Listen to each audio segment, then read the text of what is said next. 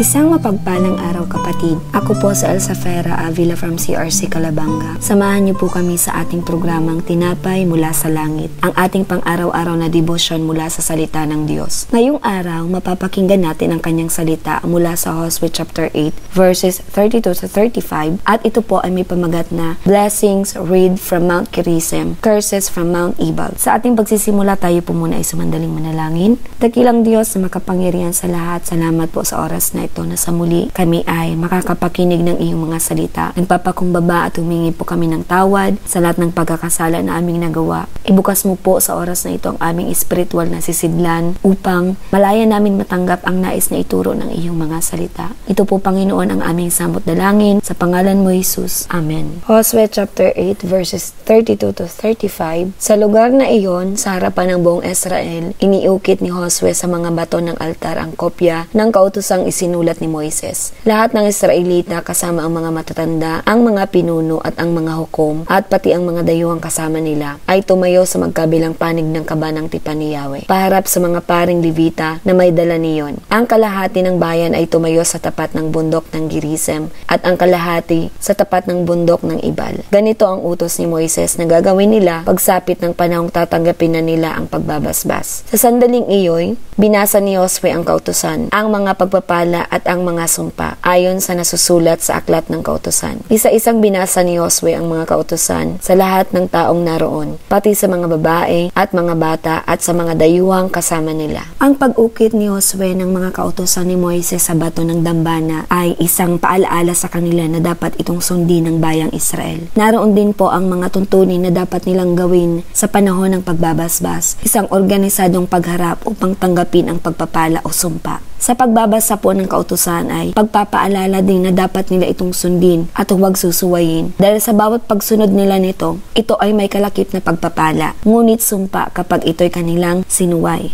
Sa panahon natin ngayon bilang mga Kristiyano, ang Biblia po ay ang salita ng Diyos na dapat nating iukit sa ating mga puso at dambana natin sa ating relasyon at pagsamba sa Diyos. Sa pagharap natin sa Diyos, tatanggapin natin ang ating gantimpala sa pagiging tapat natin sa Kanya. Dapat nating basahin, pagnilayan, pag-aralan at pakinggan ang salita ng Diyos. Ito ay ang Biblia upang magawa at masunod natin ito. Sinasabi po sa Hosea 1 verse 8, huwag mong kaliligtang basahin ang aklat na iyon.